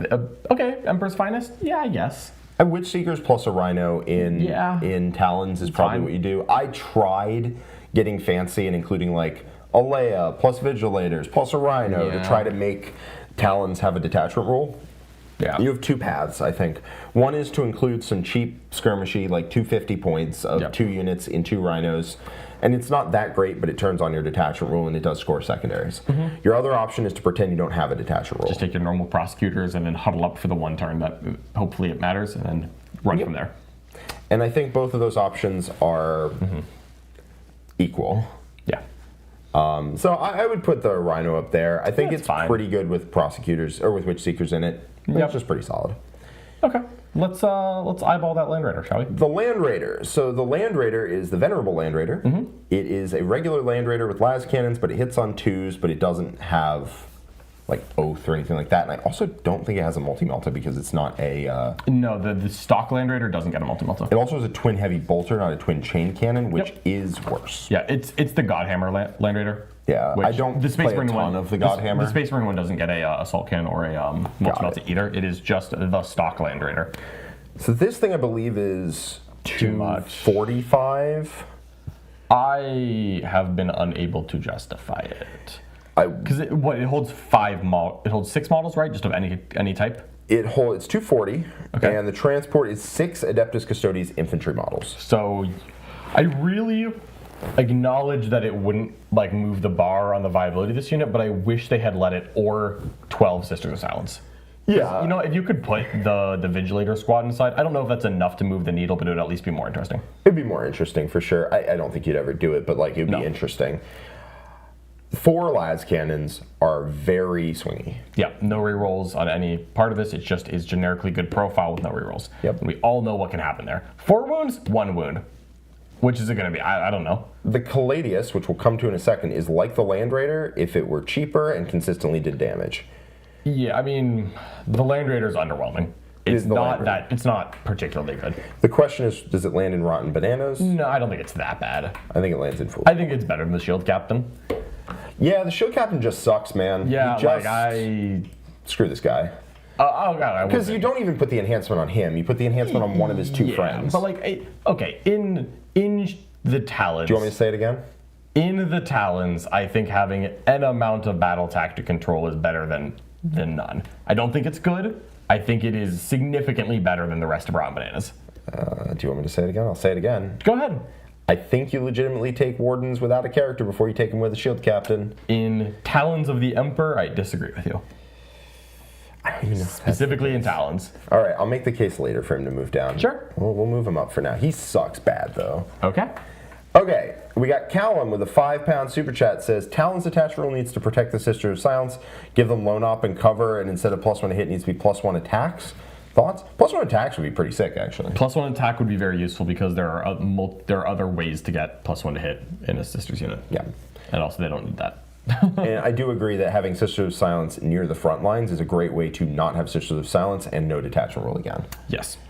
Let's talk about Sagitarum. I think we're getting... Are we in an We're done with the Codex. Yeah, we're in an only Forge World spot now. Yep, we're Forge World only over here. Okay. Sagitarum. So Sagitarum come in a stock squad of 5. That's it. No 4 to 5, no 6, no nothing. Nope. 5. You get 5 dudes, and that's like what you it. get. And you like it. They each come with a heavy bolter. Yep. Let me. And once per game, they choose to be Devlins. That's right. It's been a second since I looked at them. I believe it is literally that, though. It's literally a heavy bolter. I believe it is. It is a heavy bolter. Yep, it's a heavy bolter that hits on 2s. Yep. Okay, kind of. I don't know why. Custodian's heavy bolter. Yeah, it's a Custodian's heavy bolter. And then after it's shot, you pick an enemy unit other than monsters and vehicles. That enemy unit is suppressed, and they get -1 to hit. Cool. It's not bad. That rule's legitimately not bad. Lost some -1 to hit, and so I do not hate that rule because you've lost access to one of the katas. It's not like great, but into melee armies, if you can dink someone for -1 to hit, that is not 0. It's not 0. If you shoot a shooting unit and leave it alive, you can... Yeah, if it's one of those things of like, hey, I'm going to hit as many melee units as possible, and the one that I don't hit, let's make it slightly less efficient. So there's a debate whether or not you can join... an Inquisitor? An Inquisitor to them. I think there's a debate of whether or not you want to. Yes, that's a whole separate debate. Okay, Yeah, there is a debate whether or not you'd like to. So they say if you can join Custodian Guard, you can join them. Yes. And Inquisitors of all stripes say they can join Battle Line, which Custodian Guard are. Does that transfer? Does it not? I could see a wording on both There's an argument sides. either way. And honestly, as you alluded to, I'm not particularly interested in the debate because I don't want to do it. Yeah. These guys in Talons of the Emperor are not bad. You go to Strength 6, AP 2, Damage 2. Yep. That's decent. That's pretty decent. It's pretty decent. Now, unfortunately, you can't use the Shield Captain to make that +1 Strength and AP free. Nope. Because it both targets your unit and your opponent's unit, which is an interesting way, let's say, to write that rule, but it means you can't make it free. Yep.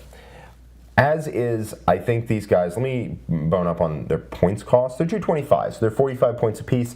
I would rather have Guard, personally. Yeah, These guys are not terrible, but they're just, I think they land like right there. They're just... I would put them lower. Even going to Strength 6, AP 2? Okay, yes. One unit for that? Sure, you can put them there, but like, yeah, honestly, I feel like I'm more likely to take Vigilators than them. I played the Vigilators. I was pretty unimpressed. I'm not saying I'm likely to take Vigilators. Basically, I put it there because I just am like, I don't want to take any of this stuff, and I'm still on the fence about taking them. Okay, fair enough. Likely because I haven't actually played them yet. Fair enough. You know what? Put them there. They're a little expensive for that shooting package that we're describing because that's not good shooting. Fine. Oh, I'll put them there provisionally. Sure. Yep, it's fine. The Emperor's okayest. We can. It's okay. We'll roll with it. We'll move them down later if that's what happens. Yeah, they're just. God, why are they 45 points for a heavy bolter? I don't think. And I have to spend a CP to make them okay. Okay, fine. Nah, you got me. Yep. You got me, Chief. Aiden, $2 super chat says possible to do a collab with Aspect Tactics. Not against it. If he wants to reach out, he can. Yep. Zlack Onion, $2 super chat says, what's your favorite ride at Forge World? Contemptor Mountain. Contemptor Mountain? I miss even know Mountain. They shut it down recently, and so my 8 Contemptor Dreadnoughts now rest in drawers. Yes. But you know what? I can't. I guess you know what? Caladius Dive. Caladius Dive. I don't know. It would be something with Caladius. Andy B, unfortunately, explicitly targeting 2 units stops being able to make fight first, or being able to make free strat. Yeah, unfortunately, it's not about whether or not I think it. It's about whether or not the judges at the U.S. Opens think it, and they definitely do think that. I believe it's also in the FAQs, like the GW have released. Yep, it's also there. It is explicitly written into the rules that if you target 2 units, even if one of them is an opposing unit, you cannot use your strat for free. Yep. You can use it, just you have to spend a CP for it. Yeah, just like everyone else. Yep. Okay. Unfortunately. Let's get on to one of the more interesting Forge World units, shall we? Yeah. Barely Human, by the way, makes a very good point. That if you're going to be spending that strat, you're going to be spending on Draxus. Yeah, that's like the +1 strength AP. Yeah. Yeah, you're not. That's not the unit you're going to spend though. Yeah. That's the fair enough. Yeah. Yeah. So next up we got Venetari. And Venetari used to be crazy expensive. Now they're just regular expensive. Yes. 6-man squad costs you 400.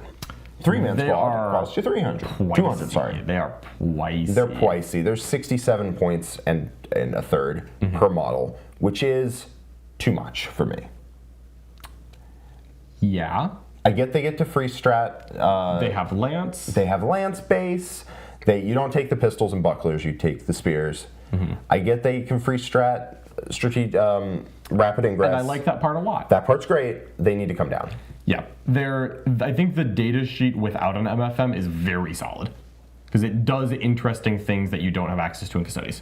Yes, which is like guarantee shield host has a detachment rule. Yeah, well, that is very valuable to me because that is a great detachment rule if you get to use it once a game. But sometimes you don't even get to use it once a game. Yeah, no, if you don't use it, it becomes not good. And what we mean is, if you go second, you have to call it the start of the battle round. If you call it the start of the battle round, you're basically mailing your opponent a postcard that says, hi, I would like to use Martial Mastery on you. And your opponent's like, I would like it for you to not, and make sure you don't get charges. And you're like, okay, cool, I will not for the rest of this game. Which is a problem. I like Venetari. They do cost a little too much. I've tried to write lists and then I just end up with not enough dudes in gold. I've done it too, man. I've written Venetari lists, and Venetari would be very interesting at 30 points a model. They would be broken. You high? They'd be broken. They would be beyond broken at 30 points a model. That would be the best army in the game. Anyway. It wouldn't be the... It'd be very goddamn good. Very good. It'd be very good. No, but I think something like 55, again, would be something interesting there. There's 67, right? Yeah. No, I'm thinking 165 for 3. That's interesting. Yeah. That's interesting. I think 50 or 55 is where I want them, not 67. Yeah. I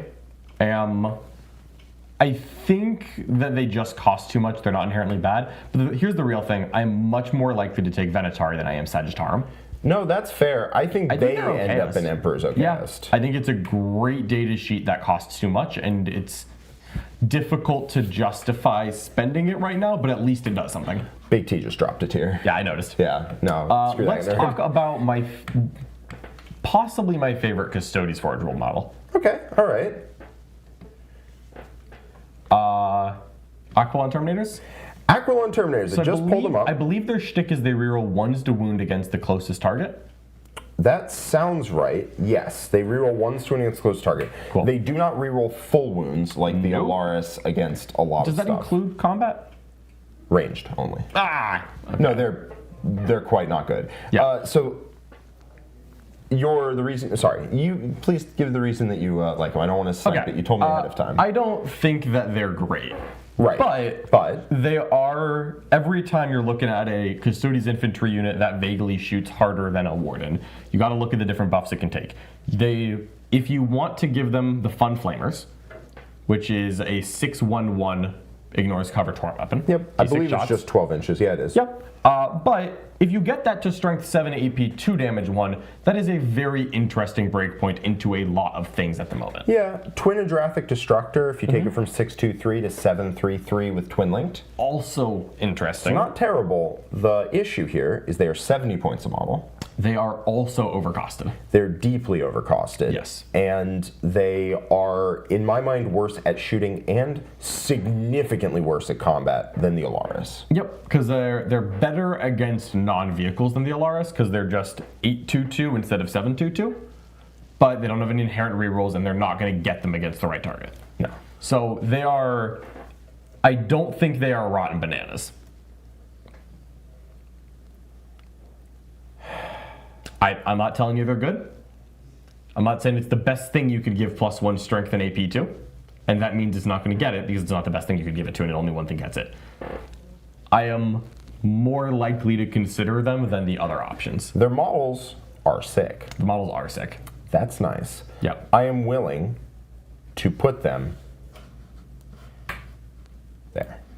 I was going to put them behind the captain, but yeah, that's fair. I'm going to keep putting things in front of the shield captain until he falls into rotten bananas. You can't do it, man. I'm not going to fall for it. Yeah, the Aquilons, they're too expensive by far for what they are. They're also significantly worse than Allarus at the exact same role, which is not great for a unit that's basically patterned off of Allarus. Yeah, alternate Terminator that is worse at being a Terminator is a tough place to be. Yes. I mean, if they get dropped significantly and Allarus don't, that's a completely new world. If anything drops in points, it becomes better. Cool. That's true. Yep. That's how to evaluate it. Yep. We have a $2 super chat from Aiden. Do you say Venetari with an Italian accent? Well, I believe there is an A. Venetari. Venetari. Hold on, I gotta... Venetari. I don't know. I don't know. It sounds like a wine. It's expensive. There is a data sheet in here I didn't include, which is the spears, the Pyrothite and Adrosite spears. Right. They are in rotten bananas. Yeah, they're true. quite bad. Yep. They are Custodian Guard, but instead of having shoot twice, they get like lethal hits once a game. Yeah, and then they cost like way too much. I believe so, yes. I forgot they existed. There was like no good picture of them, so I was like, this isn't really... That's fine. Rotten bananas, next. They don't shoot twice, so they actually shoot less hard than regular Custodian Guard, which is not a good place to be. Yeah. Let's talk about Agamatus. Agamatus Bike. So what if you took a bike and it cost more? Boldly asking the question, what if Custodian bikes could get worse? Dude, they are going where no one else wanted to go. let's just cover exactly how bad these things are. Not only are they 80 points apiece. So, and we said that it's 70 for a bike? It's 65? 70 for a bike. 70 for a bike. 70 for a bike. Okay. No, it's 75 for a bike, sorry. Is it 75? It is 75. It's 150 or 225. Got it. So 80. It's 80 points a bike, and they Okay. can go into squads of 6. Wow. Yeah. That's cool. That's dope. Yeah, it's not ideal. Like, you could make a 7-man squad that hits and then runs, but, like, it's huge. You're not going to do that. No, you're not. The ranged weapons are horrible.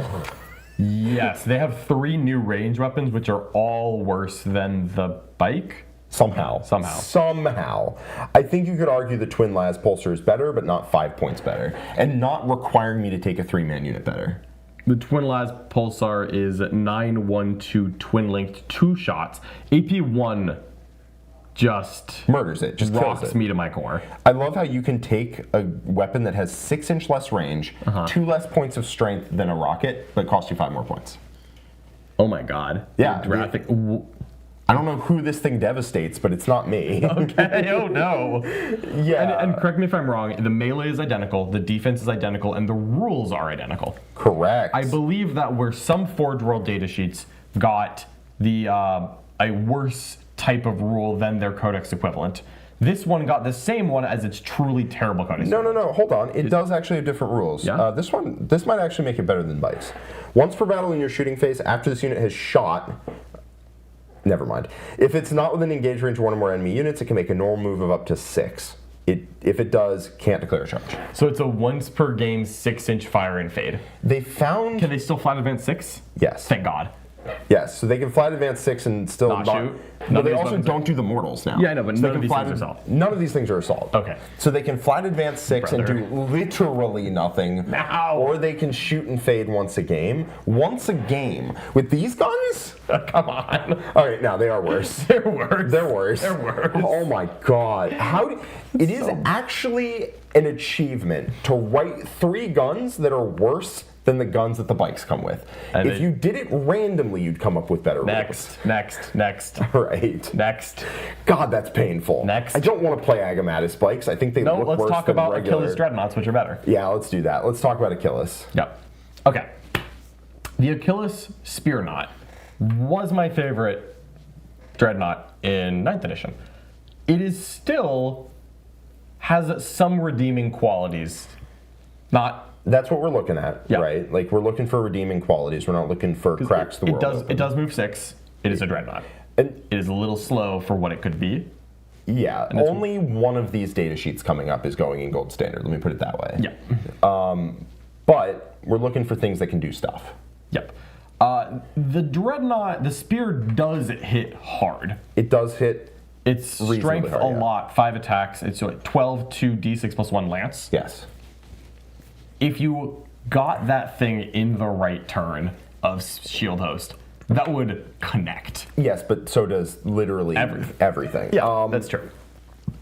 I hate that it's AP2. I don't know why it's AP2. It's a gigantic spear. Yeah. It should at least be AP3. Look, I would say that's a Tyranid profile, but it'd have to be strength 8. It's true. Still, It does need a sweep does profile. need a sweep profile. It needs it very badly. I like that the spear does contribute still a gun, even if it's not great, and then you can take 2 better heavy flamers on it. It's not enough. Do you know what its ability is? My memory is that it does a cool charge mortal. No, it doesn't do charge mortals. What it does is when you select it to fight, you roll a die. You get +2 to this roll if you have charged. I'm doing this all off memory. Yep. And on a 4-up, you do D3. On a 6, you do 3. Got it. It is not the best fight phase mortals I've ever seen. It's not, but it's still that's better than like half of the rules we've seen so far. If you charge and on a 2-up it's true. D3 and on a 4-up it's 3 after you tank shock with your strength 12, so probably 14 dice, that is go in and drop like 7 mortals on a thing. Yes. I actually quite like That could kill the, a Terminator captain. It even Without should. even rolling its It should, attacks. actually.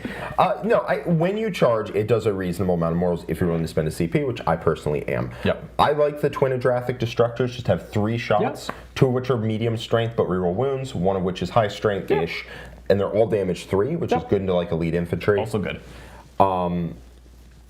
I think that's good. I think the flamers are good. The only problem this thing has, really, is it's a melee unit that moves 6. It's a melee like dreadnought. It's a vehicle that has to move around walls and Move 6. Move 6. Yep. And move 6, and it's 165, and Yep. that's too much. It's too much. It's too much to spam, and if you don't spam it, it's gonna be hard to deliver. Exactly. Yep. And that I'm gonna put it at bottom of Emperor's Okayest. Really? You're gonna put it above Trajann? Yes. I love it. Go ahead. Yeah. Heck yeah. I'm so sad. This hurts because I am not a hobby guy. I'm really not. I like to be. I would like to be. I have 3 of those painted. I'm not a big hobby guy, but I have painted up a, for me, large Custodes army, and I got it ready for an event, and it's like 3,000 points all told, somewhere in there. I have some Sagitarum I used in the past, and blah, blah, blah, blah, blah. That's new for me. Having a full, like, more than 2,000 point army painted, that's new for me. So this hurts. Yep. Let's Galatus. talk about the Galatus. Galatus, I don't really know. It's a 4-up emblem compared to the 5-up of the Achilus, because you do kind of compare it to the Achilus. It's 10 points more. I think it's better than the Achilus. I think so. It's -1 to wound in melee, which on a T9 profile gets very interesting sometimes, because it's very hard to wound it on 2s now.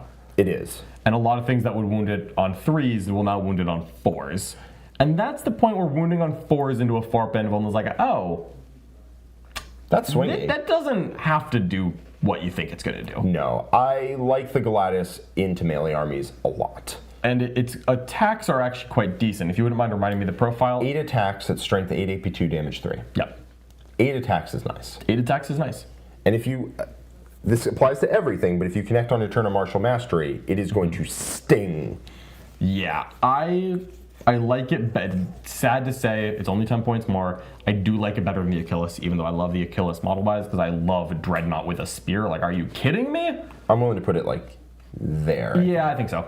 It's worse than Venetari. It's better than the Aleya Vigilator package. It's possible Achilles moves down. I think it probably does. It moves 6, man.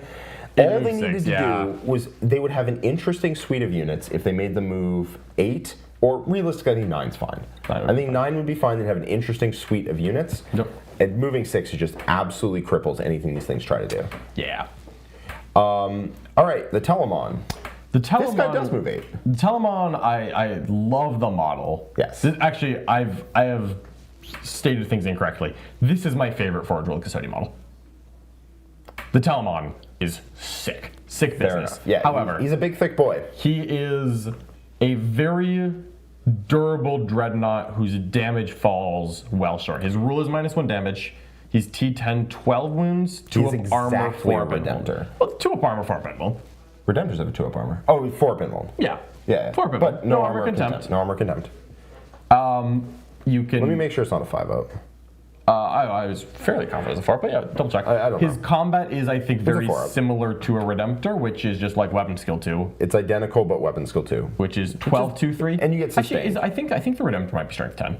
No, Redemptor's strength 12. It is 12? Okay, yeah, well, it's strength that's 12. fine. But then the guns options are very bad. You used to do double gun Telemon. Sometimes you would do more, but like it really, the guns have dropped off. You can take 2 fists, but you only you don't get anything extra. You just get an extra the plasma. Sastus, the flamer.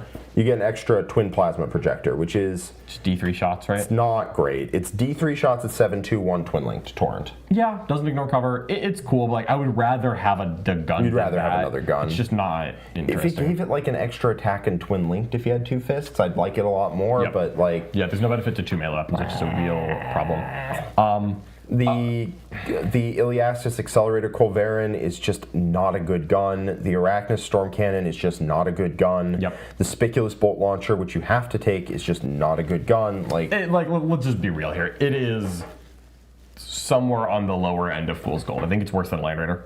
Yeah, it's 235. It's too much for its toughness to be a reason to take it. Boldly It is asking, tough. what if a Redemptor didn't do damage?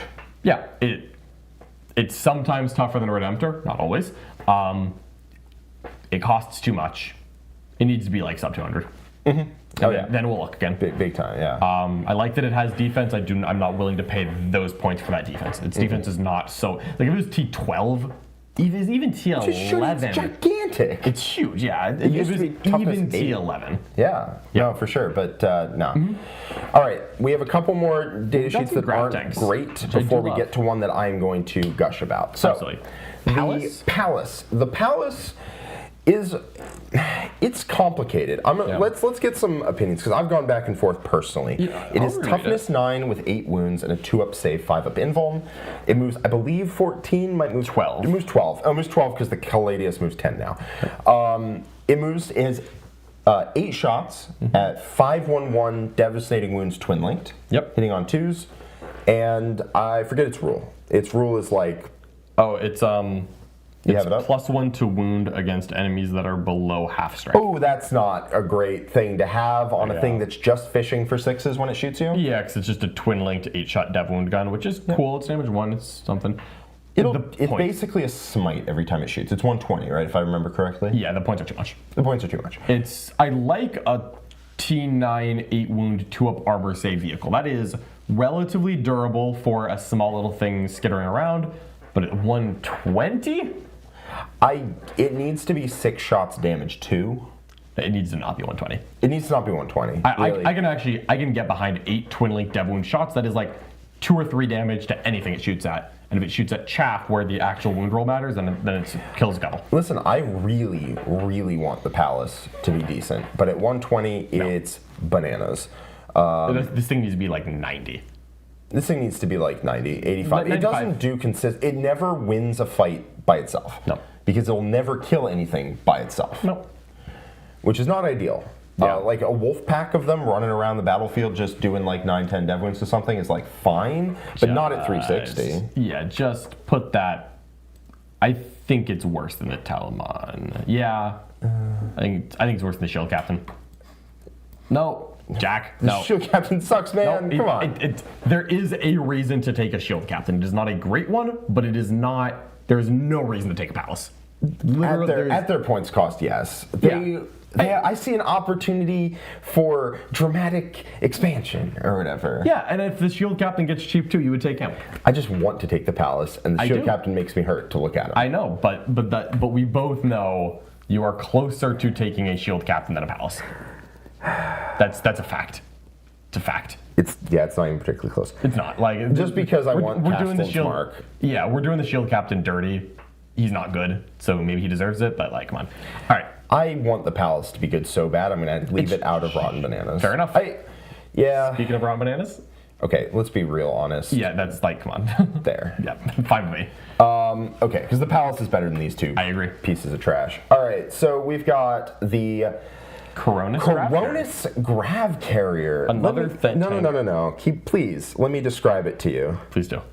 Okay, so the Coronus Grav-carrier is toughness 12 with 16 wounds and a 2-up, 5-up. Yes. It's OC 5. I like toughness 12. And it moves 12 inches, which Yeah. is a little bit weird. Ranged weapons, it has an Arachnus Blaze Cannon. Yeah, for whatever reason, that's the Pallas's gun. It's 8 shots at 5/1/1 twin link dev wounds. And it has the twin Laestrum bolt cannon, which is the Caladius' gun that is just the Time Waster 9000. So it doesn't do damage in shooting. Its ability is that in your shooting phase, after you've shot, a unit that got out of the transport gets rerolls to wound against it. Yep. Till the end of the phase. We're not Eldar, please. And it transports 8 Adeptus Custodian infantry. This thing does not do damage. Nope. And it is 200 points. Yeah, it is too close to a Land Raider to be way worse than a Land Raider. And oh god, it's like a worse Land Raider. To be clear, the Pallas does basically the same amount of damage. Yes. Because the twin Laestrum bolt cannon Yeah. sucks. I can excuse this thing being very tough, not great damage.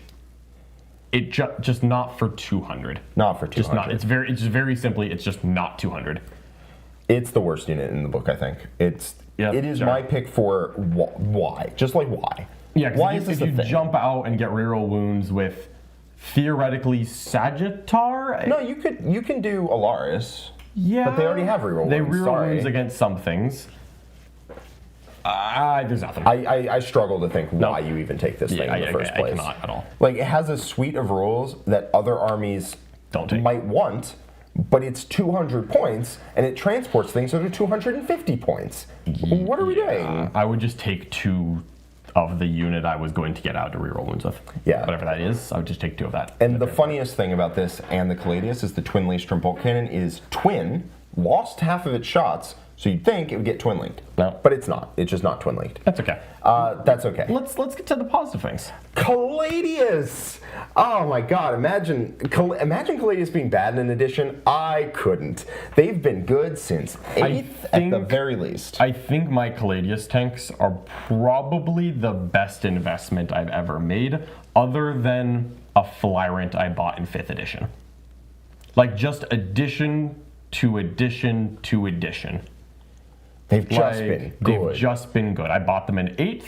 I took them to the Nova Invitationals and some team tournaments. They were amazing. 9th, took them to WTC. Amazing.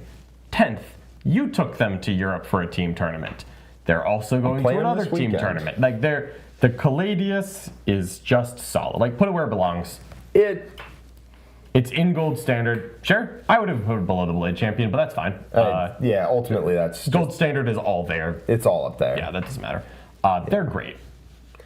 Yeah, they're insane. Let's cover the shooting profile. This shooting profile makes other tanks like just green with envy. 4 shots. Yep. 48-inch range. There are no downsides to this thing. Yep. 4 shots, 48-inch range, hitting on 2s. It's strength 12, AP 3, D6 plus 2, lethal hits against monsters and vehicles, twin linked.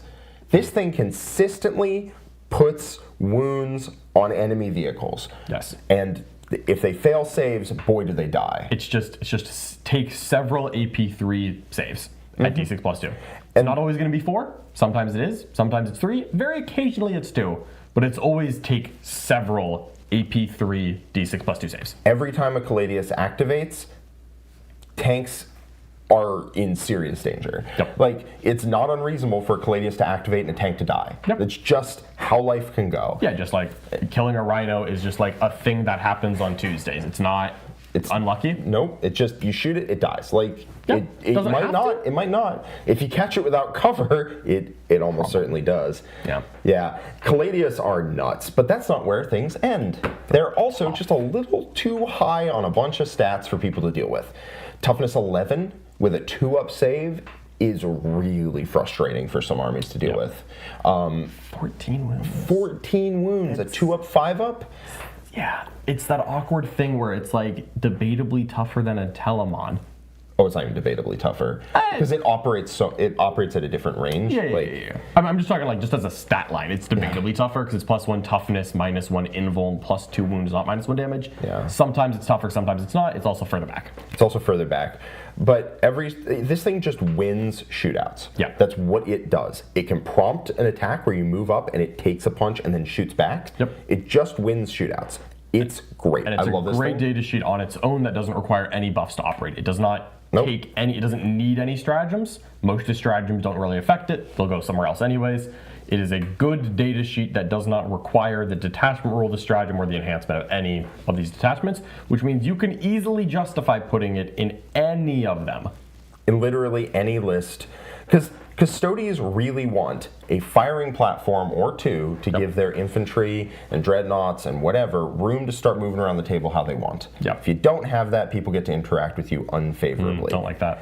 Caladius are great. They're also OC4 for no reason. They're big. And so, like, other vehicles drive onto the point, and you're just like, sorry, it's mine, bro. Like, that's unfortunate. Nope. Caladius is awesome. Yeah, Caladius is great. Caladius is grand. I love playing with Caladius, and yeah, I mean you can't give them +1 strength, +1 AP, which you would, because they're not infantry. Yep. You can give them sustained hits, which feels a little inefficient. Yeah, probably not. You don't need to do any of that. Just shoot them. They do have a different gun, which is 4 shots base at 48-inch range, 8 shots within 24, strength 10, AP 1, damage 3, twin linked, lethal hits against non-monsters and vehicles, I believe. That's a decent gun. Yeah, it's cool. I've looked at both of them enough times, I know it off the top of my head. It's a decent gun. AP1 definitely causes it some problems, but if it didn't have the Arachnus, I would still probably take them just with the Iliastus. That's not unfair. Yeah. Okay. We've got 2 left. The 2 big flyers. Big planes. Yeah. Let's start with the Ares. That one's up Start first. with the Ares, that's the one up first. In the official GW pictures, it is like 2 inches off the ground. Yeah, it's wild. I don't understand that. The Orion's up there, the Ares is I cannot. I have no squat. idea. Why don't you read off its guns? Because that is the part where people get interested. Yeah, so what it is it comes with, it's a giant flyer. It's T12, 2 up save, 22 wounds with a 5 up invul. OC 0, but who cares about that? And what it comes with is 2 Arachnus heavy blaze cannons and an Arachnus magna blaze cannon. The Arachnus heavy blaze cannon, which, I'm sorry, did I say that it had 2 of these? It does have 2 of these. 4 shots at 12 minus 3, d6 plus 1, not twin linked, 36 inches. That means 2 of those is 8 shots at 12 minus 3, d6 plus 1. Yes, it's a bit weird. The Arachnus heavy blaze cannon is d6 plus 1, and the twin Arachnus heavy blaze cannon is d6 plus 2. The Caladius is just built different, It man. just has 2 of them. I don't know. And then it has 8 shots. the Magna blaze cannon. Then it has the Arachnus magna blaze cannon, which is 3 shots at 18 minus 4, d6 plus 6. All right, this thing I would give sustained hits. It is a total of 11 good anti-tank shots with no rerolls. Yes. That's what it is. And it has hover, so you can start it on the board. Yes. It's deadly demise d6. It also knows karate. Yeah, I guess. That's what it is. It has 3 guns. They are all anti-tank guns. They are good anti-tank guns. It has no rerolls. It's just 11 high-quality shots. And I'll be honest, 3 of them are crazy. 11 high-quality anti-tank shots. Doesn't need twin links. It is a bit anti-infantry if you think about Yeah, it. you know, that'll kill a normal infantry squad pretty regular. You give it sustained hits and you shoot at a Terminator unit, and that Terminator unit is going to be a lot smaller than when you started. That's completely true. I think this thing is so funny. It is very funny. If you want to play the Ares, what you do is you play the Shield Host, and you play 2 of them.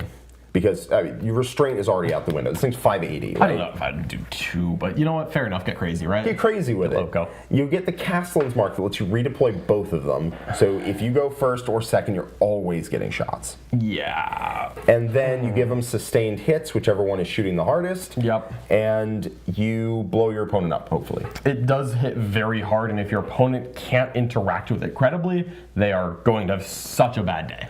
In teams, I could legitimately see that list doing quite well. Yep. And not in WTC, God no, you can't overhang any part of any of the ruins. It's unplayable in WTC. Moving it is a problem. I think deploying it is also impossible. I don't want to see that get deployed. I know it's going to be hard. WTC terrain, you can't play this thing, Yeah. unfortunately. But in GW terrain, Maybe. I think GW teams, 2 Ares plus a redeploy is a problem I don't want to have to play around. Yeah, that's a lot of work. Some armies would make it work. Some armies would not enjoy that. Yeah, some armies just get shot by 2 Ares and die. Now, It's very funny. if you have if you haven't mortgaged your house already, second time, you can do it and pick up 2 Ares and do this. No problem. But otherwise, there are better uses for your money. Yeah. I could see one of them in a normal list if your terrain format supports it. It's not bad. It's very expensive. If it gets killed too quickly, you are very sad because it is 580. But it is very funny. Yeah. Where do you want to put this? It is the Emperor's funniest. It is the funniest. I think is going to be like here. Yeah. In a hyper-specific shield host build where you can redeploy it Yep. and give it sustained hits, it is okay. If you're playing on WTC terrain, it is unplayable. Yep, that's true. Like just stone cold unplayable because it is this big and no part of it can overhang any walls. Yep. That's a problem. That is a problem. That's a problem because that's how WTC does their terrain. Otherwise, in shield host, 1 is not terrible. 2 is very funny. I think it's all right. Like, I think it's fine. Yeah. The Orion, on the other hand, The last one. last one. My favorite boy, because I have 2 of these lovely ladies.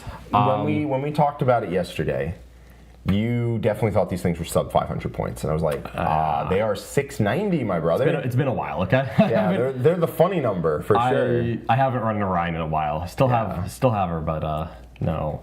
So the Orion 690 for the same defense as an Ares, which means it does compound the same problem of if you lose it, it's very painful, it's just more painful, so it costs more. Its shooting is, it's like maybe worse. It has the same 8 shots of 12 minus 3d6 plus 1. You trade the 3 big shots for 2d6 plus 12 at 712 double blast, and 6 more shots at 611 sus 1. If you're trying to just be the anti-tank roll, 3 insano shots is probably better. Once you add the 110-point increase, the Orion drops off. If you sustain hits, that's a lot of shots. But it's not a lot of, like, you can fire the 2 anti-tank guns at a tank and have pretty decent odds of killing it. Yeah. And then every other gun at something else and have, unless they're Marine, pretty decent shots at killing it. Even Marines, 2d6 double blast plus 12 shots at 712. If you're taking 3-ups, that's probably still scooping some dudes. Yeah, that's like 20-something shots. That's a lot of shots. It's a lot of shots. It's a lot of shots, yeah. It is almost 700 points. Yes, and the points cost is prohibitive and it's going to keep it way down. Let's just be very real about what it is. It gets a transport capacity. This is why it's paying so much, I guarantee. Which is why it's paying so much, because it holds 12 Custodes infantry models and 1 Venerable Contemptor Dreadnought or Achilus or Galatus. If it does that, though, it only holds 6. And its special rule is units that are embarked on it and disembark can advance and charge. But you have to pay almost 700 points. Blade Champion's 120. Yeah, no. Well, you can do it on a Dreadnought. Sure. But we all know. That's what I like to do. Yeah, I know. We all know that it's just not. It's 690 is too much. Spend $850 to get a Contemptor that advances and charges. Yeah. Like it does not happen. Listen, when you need to make that martial mastery turn saying, now you want the Orion, you know what I'm saying? Like, come on. I love the Orion. It's rotten bananas. No, it's terrible. Yeah, it's not as bad as the Coronus, but it's pretty damn close. It's pretty damn bad. It just costs too much for what it is. Yep. The Ares costs too much, shoots a little harder into anti-tank, a thing you need more of in Custodes. But that's just, that 690 is just fake. Just being 110 points more than the overpriced Ares with debatably worse guns is incredible. Yeah, that's okay. If they drop it to like 500 from 690, I will actually legitimately think about it. There you go. For now, have a super chat. We do have a super chat. We do have a super chat. Aiden, $5 super chat says, how much do we need to donate for you to run 2 Ares at the biggest GW events of the year? If someone, honestly, I think if you just donated 2 Ares, I would salute and do it. I think you would need to donate enough for me to buy 2 Ares. Yeah. And then a decent amount afterwards to make it okay for me to spend all that money to go to an event. And the largest GW event that I'm going to this year is US Open Tampa, which is a drive, not a flight. Fair. If someone gave me 2 real, genuine Ares. Not Lent. Yeah, no. I would need to be the owner of those Ares at the end of this transaction. If someone gives me 2 Ares, I'll play them at US Open Tampa. They need to be real, genuine. Of course, that's the only kind of Ares that exists. But you know what? If someone wanted to do that, I think I would do it. Yep. Tim, I was intentionally saving your comment for last, and then because it moved off my screen, I forgot about it. But Tim G, War Room member at the War Room member Gold for 20 months. Where would you put the 3 most common allies? Curia Draxus, a Caladius, and Canis Rex. I would put Curia at Gold Standard. She's the best unit in Custodes. Great. Yep, she's up there with her Shield Guard friends. Right there. The Caladius and Canis, I think, both fall into Emperor's Finest. Yeah. For what it's worth, I think the Caladius is better than Canis. Canis is big, funny, big, awesome. I love Canis. Caladius being cheap and giving you a little extra secondary play in Adeptus is nice. Yeah, I would agree with you. I would say Curia Draxus would be the best unit in here. Yep. And then Gold Standard. Caladius and Canis would both be an Emperor's Finest, and I agree with you. I think Caladius is better than Canis. Yeah, that's about where I'd put him. Yeah. And that, I believe, is all of our Super Chats. All right. Okay, that is it for us. Wow, we got there. We really did. So I feel like we've been transformed on this journey of ours. I think so. Yeah, no, Jack, You What? Put it back. What? Put it back. Put it back. Fine. Like you know, it's ahead of the palace. Ahead of the palace. You know that Jack. All right. Well, we'll just leave it there. That's all for now, though. If you enjoyed this video, make sure you like it. Share with your friends. Subscribe. We really appreciate all the support. All the little YouTube buttons you can click genuinely help us grow the channel. Like, It really does. It's, it matters more than you'd think. And so we appreciate all the support that you give us. Of course, if you want even more amazing Warhammer 40,000 content, you can get all of our live content by just subscribing to the channel. That way you'll get notified every time we go live, because we do go live, was it 3 to 4 times a week with free content? And of course, there is even more amazing Warhammer 40,000 content in the War Room. If you click on the link in the description below, that's thewarroom.vhx.tv, that'll get you access to the War Room. You can either get it through our website or right here by becoming a member of YouTube Gold. But if you use our website, that'll give you access to our Android and iOS app, as well as a free 3-day trial. If maybe you're on the fence, you want to check it out first, no problem. We're here for you. Check out the free 3-day trial below. That's where you can get all of our amazing coaching matches, masterclass series, know thy enemy, strategy sessions. Everything we make is in the War Room. Absolutely. Thank you so much. God, look at that Caladius giving me such a saucy look. I know. Bye-bye. Bye-bye.